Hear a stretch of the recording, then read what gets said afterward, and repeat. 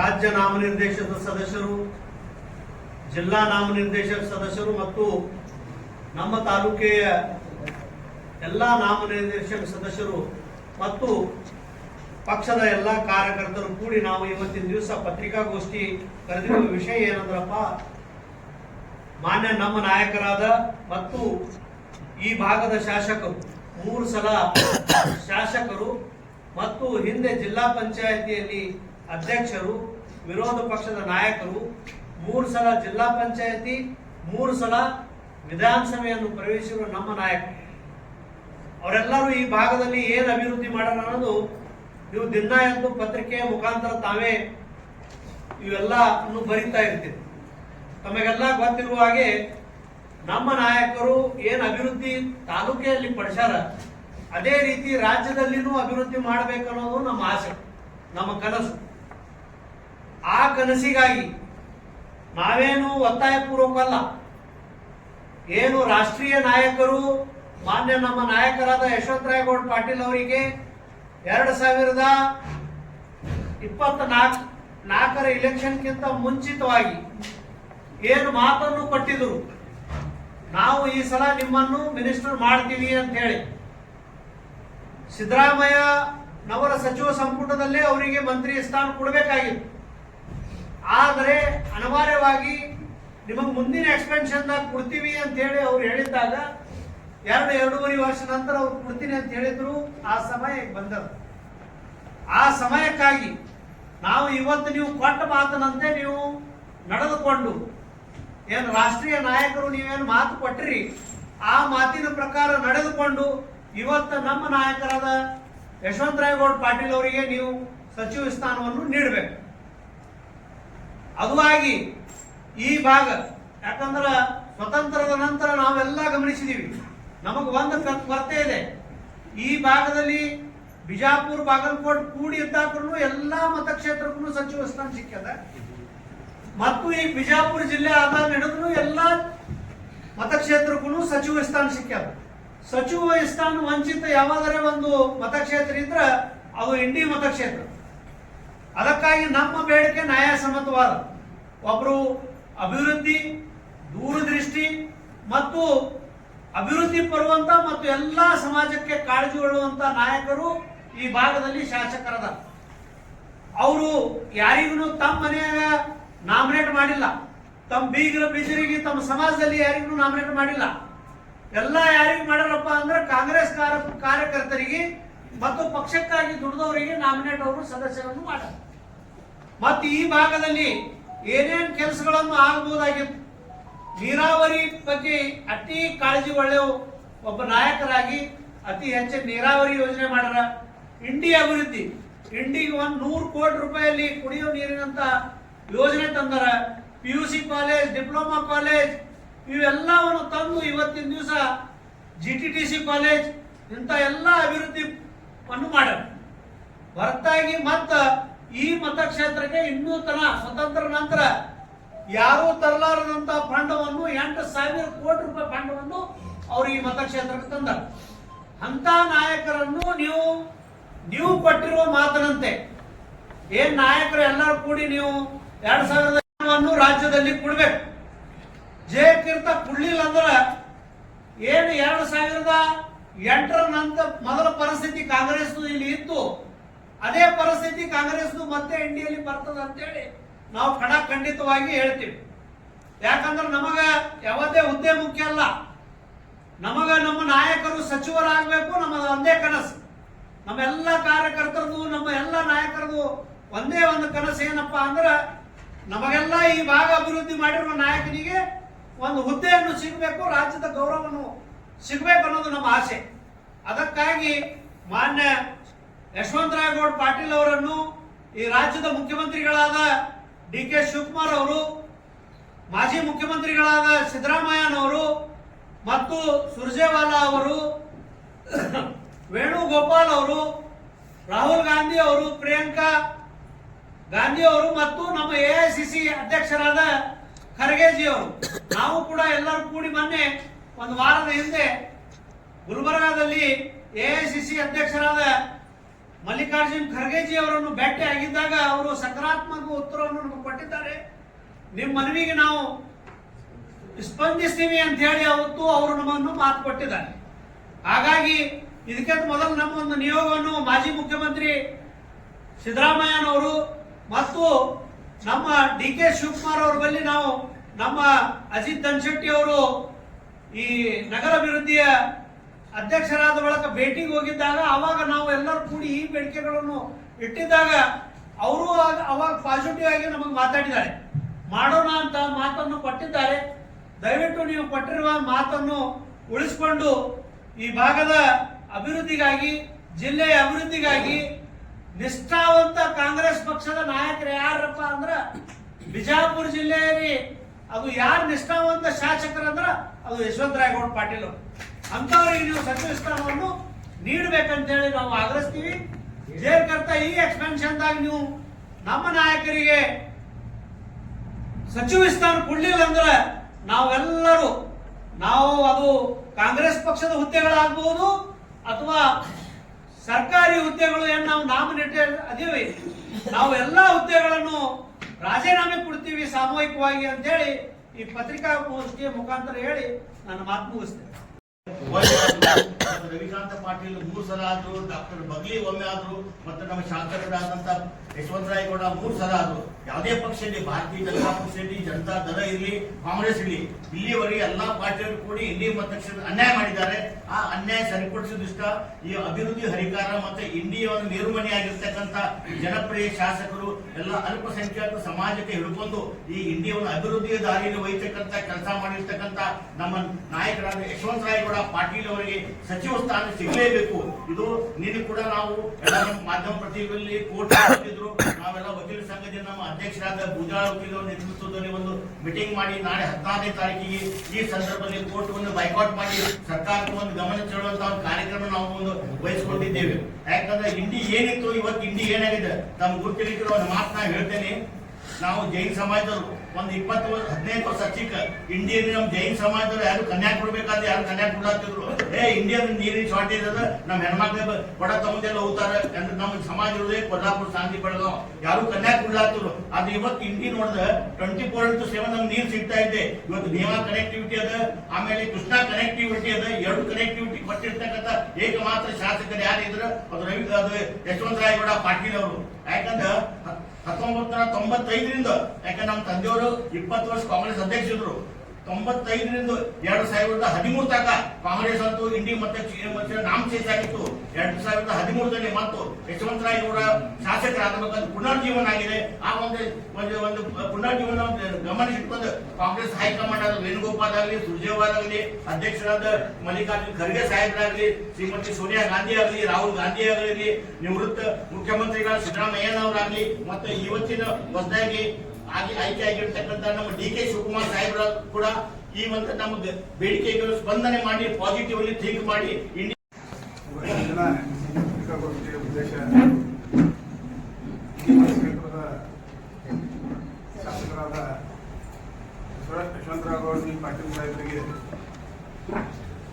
ಈಗೇನು ಮಂತ್ರಿಮಂಡಲ ಪುನರ್ರಚನೆ ಬರುತ್ತದಲ್ಲ, ಆ ಮಂತ್ರಿಮಂಡಲದಲ್ಲಿ ನಮ್ಮ ಇಡೀ ಶಾಸಕರನ್ನ ಮಂತ್ರಿ ಮಾಡಬೇಕನ್ನುವ ಒಂದು ಆಗ್ರಹದಿಂದ ಈ ಪತ್ರಿಕಾಗೋಷ್ಠಿಯನ್ನು ಕರೆದಿದ್ದಾಗಿದೆ. 2018ರಲ್ಲಿ ನಮ್ಮ ಶಾಸಕರು ಮೊದಲನೇ ಚುನಾವಣೆಯಲ್ಲಿ ಗೆದ್ದು ಬಂದ ಬಳಿಕ ಈ ಮತಕ್ಷೇತ್ರದಲ್ಲಿ ತಾವೇನು ಮಾತು ಕೊಟ್ಟಿದ್ರು ಅವು ಎಲ್ಲ ಮಾತುಗಳನ್ನು ನಡೆಸಿದ್ದಾರಲ್ಲದಕ್ಕೆ ನಾವು ಒಂದೆರಡು ಉದಾಹರಣೆಗಳನ್ನು ಹೇಳ್ತೀನಿ.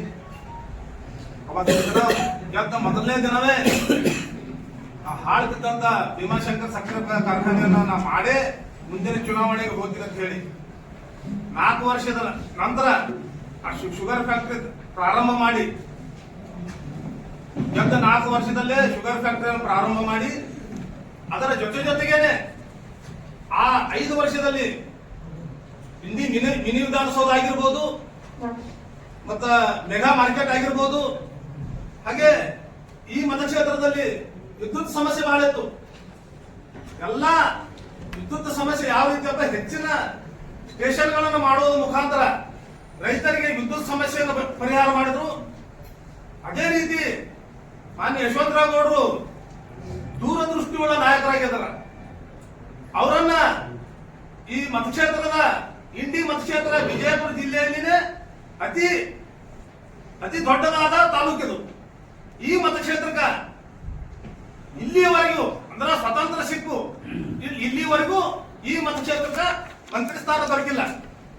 ನಮ್ಮ ಬಿಜಾಪುರ ಜಿಲ್ಲೆಯಲ್ಲಿ ಎಲ್ಲ ಮತಕ್ಷೇತ್ರಗಳಿಗೆ ಯಾವುದೇ ಬೇರೆ ಪಕ್ಷದಿಂದ ಆಗಿರ್ಬೋದು ಮಂತ್ರಿ ಸ್ಥಾನ ಸಿಕ್ಕವ. ಆದ್ರ ನಮ್ದು ಅದ್ರ ಇದು ಹೆಂಗದಪ್ಪ ಅಂದ್ರ ನಮ್ಮ ಮತಕ್ಷೇತ್ರಕ್ಕ ಇಲ್ಲಿವರೆಗಾದರೂ ನಮ್ಮ ಮತಕ್ಷೇತ್ರಕ್ಕ ಮಂತ್ರಿ ಸ್ಥಾನ ಕೊಟ್ಟಿಲ್ಲ. ಅದಕ್ಕ ಇವತ್ತ ಈ ನಮ್ಮ ಮತಕ್ಷೇತ್ರದ ಕಾರ್ಯಕರ್ತರು ಕಾಂಗ್ರೆಸ್ ಪಕ್ಷದ ಮೇಲೆ ಅವಲಂಬನೆ ಇಟ್ಟು ಇವತ್ತು ಮಾನ್ಯ ಶಾಸಕರನ್ನ 3 ಬಾರಿ ನಾವು ಶಾಸಕರನ್ನ ಮಾಡಿದೆವು. ಇವತ್ತಿನ ದಿನ ಕಾಂಗ್ರೆಸ್ ಪಕ್ಷದ ವರಿಷ್ಠರನ್ನು ಏನ್ ಆಗ್ರಹ ಮಾಡ್ಲಿಕ್ಕೆ ಇಷ್ಟಪಡ್ತೀನಪ್ಪ ಅಂದ್ರ ಒಬ್ಬ ಒಳ್ಳೆ ನಿಷ್ಠಾವಂತ ಕಾರ್ಯಕರ್ತರ ಮನೆಯಿಂದ ಒಂದು ಈ ಕಾಂಗ್ರೆಸ್ ಕುಟುಂಬದಿಂದ ಬಂದಂತ ಮಾನ್ಯ ಶಾಸಕರಾದ ಯಶವಂತರಾವ್ ಪಾಟೀಲ್ರನ್ನ ಈ ರಾಜ್ಯದಲ್ಲಿ ಮಂತ್ರಿ ಸ್ಥಾನ ನೀಡಬೇಕಂತ ಹೇಳಿ ಆಗ್ರಹ ಮಾಡಿ ನಿಮ್ಗೊಂದು ಉದಾಹರಣೆ ಹೇಳ್ತೀನಿ. 20 ವರ್ಷಗಳ ಹಿಂದೆ ಕಳೆದ 20 ವರ್ಷಗಳ ಹಿಂದೆ ಶಾಸಕರಿ ಮತಕ್ಷೇತ್ರ MLA ಆಗೋಕ್ಕಿಂತ ಮೊದಲ ಈ ಮತಕ್ಷೇತ್ರದೊಳಗ ಕಾಂಗ್ರೆಸ್ ಪರಿಸ್ಥಿತಿ ಯಾವ ರೀತಿ ಇತ್ತಪ್ಪ ಅಂದ್ರ ಬಹಳ ಹೀನಾಯವಾದಂತ ಪರಿಸ್ಥಿತಿ ಇತ್ತು. ಇಲ್ಲಿ ಕಾರ್ಯಕರ್ತರಿಗೆ ಸಿಗ್ತಿದ್ದಿಲ್ಲ. ಯಾವುದು ಇವತ್ತ ಪುರಸಭೆ ಆಗಿರ್ಬೋದು, ಗ್ರಾಮ ಪಂಚಾಯತಿ ಆಗಿರ್ಬೋದು, ಜಿಲ್ಲಾ ಪಂಚಾಯತಿ ಆಗಿರ್ಬೋದು ಮತ್ತು ತಾಲೂಕ್ ಪಂಚಾಯತಿ ಇಲೆಕ್ಷನ್ ನಿಂದಿರ್ಬೇಕಾದ್ರೆ ಕಾರ್ಯಕರ್ತರು ಸಿಗ್ತಿದ್ದಿಲ್ಲ. ಅಂತದನ್ನ ಇವತ್ತಿನ ಬೇರು ಮಟ್ಟದಿಂದ ತಳಮಟ್ಟದಿಂದ ಪಕ್ಷವನ್ನು ಇವತ್ತು ಸಂಘಟನೆ ಮಾಡಿ ಸಂಘಟನೆ ಚತುರರಾದಂತ ಮಾನ್ಯ ಯಶವಂತರಾವ್ ಗೌಡರು ಈ ಪಕ್ಷವನ್ನ ಬೆಳೆಸಿ ಇವತ್ತು ಯಾವ ರೀತಿ ತಾಲೂಕಿನಲ್ಲಿ ಕಾಂಗ್ರೆಸ್ ಪಕ್ಷದ ಬೇರುಗಳನ್ನು ಬಿಟ್ಟಾರಪ್ಪ ಅಂದ್ರ ನಮ್ದು ಈಗ ಯಾವುದೇ ಒಂದು ಪಂಚಾಯತಿ ಇಲೆಕ್ಷನ್ ಬಂದ್ರು ಸಹಿತ ನಮ್ಮ ಕಾರ್ಯಕರ್ತರು 10 ಮಂದಿ ಆಕಾಂಕ್ಷಿಗಳು ಇರುವಂತ ಆ ರೀತಿ ಪಕ್ಷ ಸಂಘಟನೆ ಮಾಡ್ತಾರೆ. ಆ ಕಾರಣಕ್ಕಾಗಿ ಮಾನ್ಯ ಯಶವಂತರಾವ್ ಗೌಡ ಪಾಟೀಲರನ್ನ ಈ ಇಂಡಿ ಮತಕ್ಷೇತ್ರದಿಂದ ಮಂತ್ರಿ ಮಾಡದ್ದೇ ಆದ್ರ ನಮ್ಮ ಬಿಜಾಪುರ ಜಿಲ್ಲೆಯನ್ನು ಮತ್ತು ಉತ್ತರ ಕರ್ನಾಟಕದ ಅಭಿವೃದ್ಧಿಗಾಗಿ ಅವರು ದೂರದೃಷ್ಟಿಯುಳ್ಳ ನಾಯಕರಾದ ಅದರ ಸಲುವಾಗಿ ಅವರಿಗೆ ಮಂತ್ರಿ ಮಾಡದ್ದೇ ಆದ್ರ ನಮ್ಮ ಬಿಜಾಪುರ ಜಿಲ್ಲೆನೂ ಸುಧಾರಣೆ ಆಗುತ್ತಾ. ಅದರ ಜೊತೆಗೇನೆ ಉತ್ತರ ಕರ್ನಾಟಕದ ಭಾಗವನ್ನು ಸಹಿತ ಅವರು ತಮ್ಮ ಯಾವುದೇ ಸ್ಥಾನ ಕೊಟ್ಟಿರಲಿ ಮಂತ್ರಿ ಮಂಡಲದೊಳಗ ಆ ನಿಟ್ಟಿನೊಳಗ ಕೆಲಸ ಮಾಡ್ತಾರ ಅಂತ ಹೇಳಿ ಒಂದು ವೇಳೆ ಮಾನ್ಯ ಶಾಸಕರಾದ ಯಶವಂತರಾವ್ ಗೌಡ ಪಾಟೀಲರನ್ನ ಮಂತ್ರಿ ಮಂಡಲ ಮಾಡಬೇಕಂತ ಆಗ್ರಹಿಸಿ ಇವತ್ತಿನ ದಿನ ನನ್ನ ತಾಲೂಕಾ ಗ್ಯಾರಂಟಿ ಅಧ್ಯಕ್ಷರನ್ನು ಮಾಡಿದ್ದಾರೆ. ಆ ನನ್ನ ಅಧ್ಯಕ್ಷ ಸ್ಥಾನಕ್ಕೆ ನನ್ನ ಸರ್ವ ಸದಸ್ಯರು ಒಳಗೊಂಡು ನಾ ಇವತ್ತು ನನ್ನ ರಾಜೀನಾಮೆ ಪತ್ರವನ್ನು ನಮ್ಮ ರಾಜ್ಯಾಧ್ಯಕ್ಷರಿಗೆ ಕಳಿಸ್ತಾ ಇದ್ದೀನಿ. ಇವತ್ತಿನ ದಿನ ನನ್ನ ರಾಜೀನಾಮೆ ಪತ್ರವನ್ನ ನಮ್ಮ ರಾಜ್ಯಾಧ್ಯಕ್ಷರಿಗೆ ಹಾಗೂ ಕೆಪಿಸಿಸಿ ಅಧ್ಯಕ್ಷರಾದ ಇವತ್ತಿನ DK ಹರಿಪ್ರಸಾದ್ ಸಾಹೇಬರಿಗೆ ನನ್ನ ರಾಜೀನಾಮೆ ಪತ್ರವನ್ನು ನಾನು ಸಲ್ಲಿಸ್ತಾ ಇದ್ದೀನಿ. ಅವರನ್ನ ಮಾನ್ಯ ಶಾಸಕರನ್ನ ಇದೇ ರೀತಿ ನಾ ಇವತ್ತು ನನ್ನ ಗ್ಯಾರಂಟಿ ತಾಲೂಕು ಅಧ್ಯಕ್ಷ ಸ್ಥಾನಕ್ಕೆ ರಾಜೀನಾಮೆ ಸಲ್ಲಿಸ್ತಾ ಇದ್ದೀನಿ. ಮುಂದಿನ ದಿನಮಾನದೊಳಗ ಎಲ್ಲ ಏನ್ ನಮ್ಮಲ್ಲಿ ಸರ್ಕಾರದಿಂದ ನಾಮಿನೇಟ್ ಆಗಿರ್ಬೋದು ಮತ್ತು ಪಕ್ಷದಿಂದ ಪಕ್ಷದಿಂದ ಪದಗ್ರಹಣ ಹೊಂದಿರುವಂತವ್ರು ಎಲ್ಲರೂ ರಾಜೀನಾಮೆ ಸಾಮೂಹಿಕವಾಗಿ ಈ ಇಂಡಿ ಮತಕ್ಷೇತ್ರದಲ್ಲಿ ನಡೀತದೆ ಅಂತ ಹೇಳಿಸಿದ್ರ ನಾ ಇದು ಎಚ್ಚರಿಕೆ ಕಂಡೆ ನಮ್ಮ ಶಾಸಕರಿಗೆ ನಿಮ್ಮ ಮುಂದಿನ ದಿನಮಾನದಲ್ಲಿ ನಾವು ಮಂತ್ರಿ ಮಾಡ್ತೇವೆ ಅಂತ ಹೇಳಿ ಆಶ್ವಾಸನೆ ಪಟ್ಟಿದ್ದು. ಆ ಆಶ್ವಾಸನೆ ಪಟ್ಟವರು ನಮ್ಗೆಲ್ಲರಿಗೂ ನಮ್ಮ ಶಾಸಕರಿಗೆ ಎಲ್ಲರಿಗೂ ಗೊತ್ತದ. ಅವ್ರು ಮಾಡದೇ ಇದ್ರ ಈ ಸಾಮೂಹಿಕ ರಾಜೀನಾಮೆ ಪರ್ವ ಈ ತಾಲೂಕಿನಲ್ಲಿ ನಡೀತದೆ ಅಂತ ಹೇಳಿಸಿದ್ರ ಆದ್ರ ಸಾಮೂಹಿಕ ರಾಜೀನಾಮೆ ನಾವು ನೀಡಿ ಅವ್ರ ಪಕ್ಷದ ಕಾರ್ಯಕರ್ತರಾಗಿ ನಾವು ಉಳಿತೀವಿ ಅಂತ ಹೇಳಿಸಿ ನಾನು ಮಾತುಗಳನ್ನು ಇವತ್ತು ನಮ್ಮ ಕಾಂಗ್ರೆಸ್ ಪಕ್ಷದ ಸರ್ಕಾರಕ್ಕೆ ನಮ್ಮ ಇಂಡಿ ತಾಲೂಕಿನ ಎಲ್ಲ ಜನತೆಯ ಪರವಾಗಿ ಒಂದು ಮನೆಯನ್ನು ನಾವು ಪತ್ರಿಕಾಗೋಷ್ಠಿಯನ್ನು ಮಾಡ್ತಾ ಇದ್ದೀವಿ.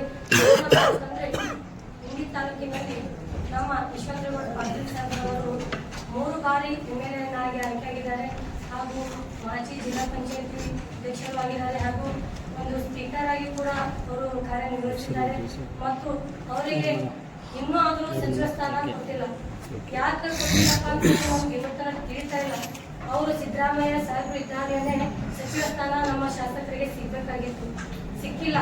ಅವರು ಕೂಡ ಒಂದು ಮಾತನ್ನು ಕೊಟ್ಟಿದ್ರು, ಮುಂಬರುವ ದಿನಮಾನಗಳಲ್ಲಿ ನಾವು ಕೊಡ್ತೀವಿ ಅಂದ ತರವಾದ್ರೂ ನಾವು ಇಂಡಿ ತಾಲೂಕಿನ ಜನತೆಯನ್ನು ಸುಮ್ಮನೆ ಸಮಾಧಾನದಿಂದ ಕೊಡ್ಬೋದನ್ನೋ ಒಂದು ನಿರೀಕ್ಷೆ ನಾವು ಇದ್ದೆವು. ಆದ್ರೆ ಈಗ ಡಿ.ಕೆ. ಶಿವಕುಮಾರ್ ಸಾಹೇಬ್ರವರು ಪ್ರಮಾಣ ವಚನವನ್ನು ಸ್ವೀಕಾರ ಮಾಡಿದಾಗ ಕೂಡ ಮೊದಲನೇ ಲಿಸ್ಟ್ ನಲ್ಲಿ ನಮ್ಮ ಶಾಸಕರ ಒಂದು ಹೆಸರನ್ನು ಅನೌನ್ಸ್ ಆಗುತ್ತೆ ಅಂತ ನಾವು ತುಂಬಾ ಕಾತುರೆಯಿಂದ ಕಾಯ್ತಾ ಇದ್ದೆವು. ಅವಾಗ ಕೂಡ ಆಗ್ಲಿಲ್ಲ.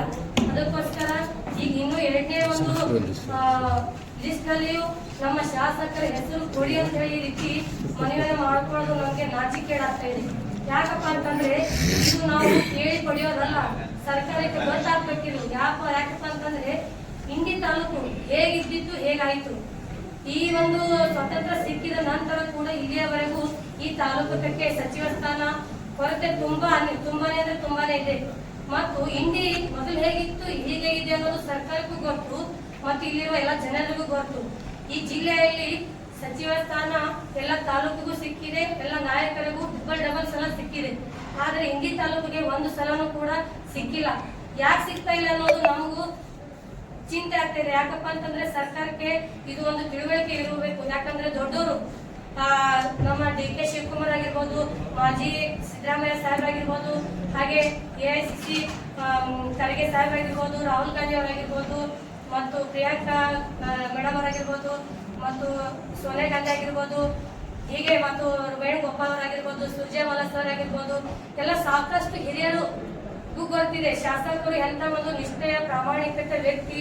ಅವರು ದೇಶಕ್ಕಾಗಿ ಕಾಂಗ್ರೆಸ್ ಪಕ್ಷಕ್ಕಾಗಿ ಎಷ್ಟು ದುಡಿದಿದ್ದಾರೆ, ಅವರ ಜೀವನವನ್ನು ಕಾಂಗ್ರೆಸ್ಗಾಗಿ ಹೇಗೆ ಇಟ್ಟಿದ್ದಾರೆ, ಮತ್ತು ಇಂಡಿ ಜನತೆಗೆ ಇಂಡಿ ಜನಕ್ಕೆ ಇಂಡಿ ತಾಲೂಕು ಅಭಿವೃದ್ಧಿಗೆ ಹೆಂಗ್ ಮಾಡ್ತಾ ಇದ್ದಾರೆ ಎಲ್ಲರಿಗೂ ಗೊತ್ತಿದೆ. ಶಾಸಕರ ಒಂದು ಮನೋಭಾವ ಆಗಿರ್ಬೋದು, ಅವ್ರ ಪ್ರಾಮಾಣಿಕತೆ. ಆದ್ರೆ ಯಾಕೆ ಮಾಡ್ತಾ ಇಲ್ಲ? ಇದು ನಮಗೊಂದು ಪ್ರಶ್ನೆ ಆಗಿದೆ. ಈ ಪ್ರಶ್ನೆಗೆ ನೀವು ಉತ್ತರ ನಮ್ಗೆ ಕೊಡಬೇಕಾದಷ್ಟು ಬೇಗ, ಇಲ್ಲ ಅಂದ್ರೆ ಉಗ್ರ ಹೋರಾಟನ ಮಾಡ್ತೀವಿ. ಇಂಡಿ ತಾಲೂಕು ಜನತೆ ಈಗಾಗಲೇ ಎಲ್ಲರೂ ಹಿರಿಯರು ಮುಖಂಡರು ಹೇಳಿದ್ದಾರೆ, ಯಾರ್ಯಾರು ಗೌರ್ಮೆಂಟ್ ನಾಮಿನೇಟ್ ಆಗಿದ್ದಾರೆ ಅವರು ರಾಜೀನಾಮೆ ಕೊಡ್ತೀವಿ ಅಂತ. ಆದ್ರೆ ಇಲ್ಲಿ ಒಂದು ಸಣ್ಣ ಕಾರ್ಯಕರ್ತರು ಕೂಡ ಸಾಮೂಹಿಕ ರಾಜೀನಾಮೆ ಕೊಡುವ ಒಂದು ದೊಡ್ಡ ಹಂತಕ್ಕೆ ನೀವು ತರೋದಕ್ಕೆ ಹೋಗಬೇಡಿ ಅಂತ ಹೇಳಬೇಕಾಗುತ್ತೆ. ಮತ್ತು ಇಂಡಿ ತಾಲೂಕಿನಲ್ಲಿ ಮಹಿಳಾ ಘಟಕವನ್ನು ಸೃಷ್ಟಿಯಾಗಿ ಮಹಿಳೆಯರಿಗೆ ಸಮಾನಾಗಿ ಹಕ್ಕು ಕೊಟ್ಟು ಜಾತಿ ಭೇದ ಅಂದೇನೆ ಎಲ್ರಿಗೂ ಒಂದಾಗಿ ನೋಡಿ ಇಲ್ಲಿ ಒಂದು ಸ್ಥಾನದಲ್ಲಿ ಮಹಿಳೆಯರು ನಿಂತು ಮಾತಾಡಲಿಕ್ಕೆ ಕಾರಣೀಭೂತರಾದ ಯಾರಾದ್ರೂ ಇದ್ರೆ ಅದು ನಮ್ಮ ಯಶವಂತರಾವ್ ಗೌಡ ಅಂತೇಳಿ ನಾವು ಹೆಮ್ಮೆಯಿಂದ ಹೇಳ್ಕೋಬೇಕಾಗುತ್ತೆ. ಯಾಕಪ್ಪ ಅಂದ್ರೆ ಇಲ್ಲಿ ಸಮಸ್ಯೆಗಳು ಸಾಕಷ್ಟು ಇದೆ. ಹೆಣ್ಮಕ್ಳು ಬಿಂದಿಗೆಯನ್ನು ಹೊತ್ತುಕೊಂಡು ನೀರು ತರುವ ಸಾಕಷ್ಟು ಸನ್ನಿವೇಶಗಳು ನಡೆದಿದ್ದಾರೆ. ಅದನ್ನು ಹೋಗಲಾಡಿಸಿ ರೈತರಿಗೆ ಒಳ್ಳೆಯ ಒಂದು ನೀರಾವರಿ ಯೋಜನೆಯನ್ನು ಕೊಟ್ಟು ಎಲ್ಲ ಸಮುದಾಯಕ್ಕೆ ಹಕ್ಕನ್ನು ಕೊಟ್ಟು ಪಾರ್ಟಿಯಲ್ಲಿ ದುಡಿದಂತ ನಿಷ್ಠೆ ಪ್ರಾಮಾಣಿಕತೆ ವ್ಯಕ್ತಿಗೆ ಕಟ್ಟೆ ಕಡೆ ವ್ಯಕ್ತಿಯು ಕೂಡ ನ್ಯಾಯವನ್ನು ಒದಗಿಸಿಕೊಟ್ಟವರು ಯಾರಾದ್ರೂ ಇದ್ರೆ ಅದು ಯಶವಂತರಾವ್ ಪಾಟೀಲ್ ಸಾಹೇಬರು ಅಂತ ನಾವು ಹೆಮ್ಮೆಯಿಂದ ಹೇಳ್ಕೋಬೇಕಾಗುತ್ತೆ. ಇಂಥ ನಾಯಕರಿಗೆ ದಯಮಾಡಿ ಸರ್ಕಾರವನ್ನು ಸಚಿವ ಸ್ಥಾನ ಕೊಡ್ಲಿಲ್ಲ ಅಂದ್ರೆ ಉಗ್ರ ಹೋರಾಟ ಮಾಡ್ತೀವಿ. ಎಲ್ಲರೂ ಪ್ರತಿಯೊಬ್ಬರು ಕಾರ್ಯಕರ್ತರು ಕೂಡ ರಾಜೀನಾಮೆ ಕೊಡ್ತೀವಿ. ಅದನ್ನ ನೀವು ಆ ರೀತಿ ಮಾಡ್ಕೋಬೇಡ ಅಂತ ಹೇಳ್ತಾ ಈ ಒಂದು ಮಾತಾಡಕ್ಕೆ ಅವಕಾಶ ಮಾಡಿಕೊಟ್ಟಂತ ತಮ್ಮೆಲ್ಲರಿಗೂ ಒಂದಿಷ್ಟು ನನ್ನ ಮಾತನ್ನು ಮುಗಿಸುತ್ತೇನೆ.